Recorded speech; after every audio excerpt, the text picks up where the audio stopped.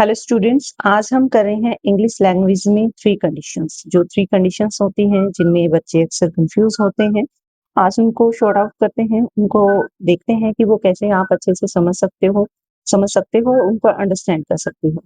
तो जो पहली कंडीशन होती है इंग्लिश लैंग्वेज में, वो होती है रियल और पॉसिबल। वो पॉसिबल हो सकती है अगर आप उस पर वर्क करें। अगर आप कंडीशन में हो तो वो पॉसिबल है कंडीशन। तो पहले उसका रूल देखते हैं। इफ प्लस प्रेजेंट टेंस, फिर कॉमा, और उसके बाद आएगा विल प्लस वर्ब की first form.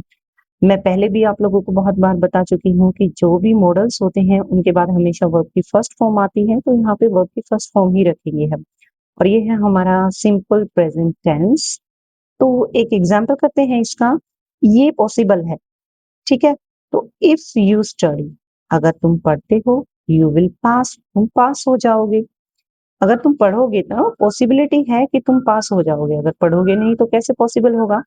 If you study, तो जो स्टडी है ये वर्ब हमारी, ये है present simple tense.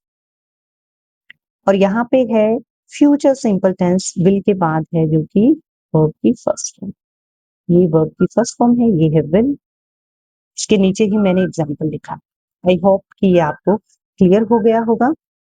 After that है सेकंड रूल, सेकंड कंडीशन, जो कि काल्पनिक है, हाइपोथेटिकल है, जो पॉसिबल नहीं हो सकती एक्चुअल में। और ये हाइपोथेटिकल है, काल्पनिक है। आप सोचते हो ऐसा होता तो ऐसा हो सकता था। आप ऐसी कंडीशंस क्रिएट करते हो अपने माइंड में, किसी से बात करते वक्त आप उनको यूज करते हो। तो उसका रूल है इफ प्लस पास्ट टेंस, यहाँ पे आएगा फिर आगे वुड प्लस वर्ब की फर्स्ट फॉर्म। एग्जाम्पल करते हैं। If I won the lottery, अगर मैं लॉटरी जीतता। ये देखो पास्ट टेंस है वॉन, तो यहाँ पे है वर्ब की second form. If I won the lottery I would buy a big house, तो मैं खरीद चुका होता एक बिग हाउस। तो जो ये वुड और बाय है हमारी वर्ब की फर्स्ट फॉर्म, और उसके बाद आएगा वुड के बाद आएगा वर्ब की फर्स्ट फॉर्म। तो ये है सेकंड कंडीशन, काल्पनिक है जो कि।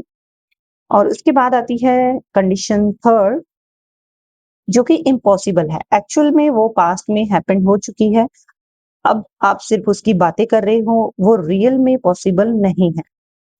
तो रूल है इफ प्लस पास्ट परफेक्ट, यहाँ पे आएगा इसके बाद past perfect tense. After that आएगा वुड हैव प्लस वर्ब की थर्ड फॉर्म। आफ्टर दैट आएगा वुड हैव प्लस वर्ब की थर्ड फॉर्म। ये इम्पॉसिबल है, ये पॉसिबल नहीं है। एग्जाम्पल करते हैं। इफ आई हैड स्टडी, आपको पता है पास्ट परफेक्ट टेंस में हैड आता है और वर्ब की थर्ड फॉर्म आती है, तो ये हमारा रूल पूरा कंप्लीट हो रहा है यहाँ पे। ये है पास्ट परफेक्ट टेंस।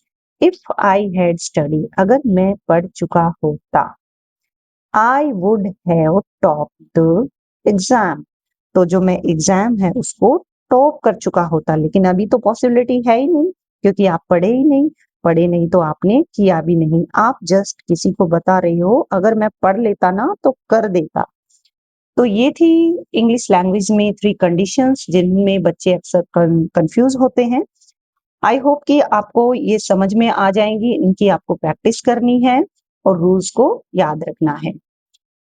वीडियो को लाइक करें, सब्सक्राइब करें, फॉलो फॉर मोर।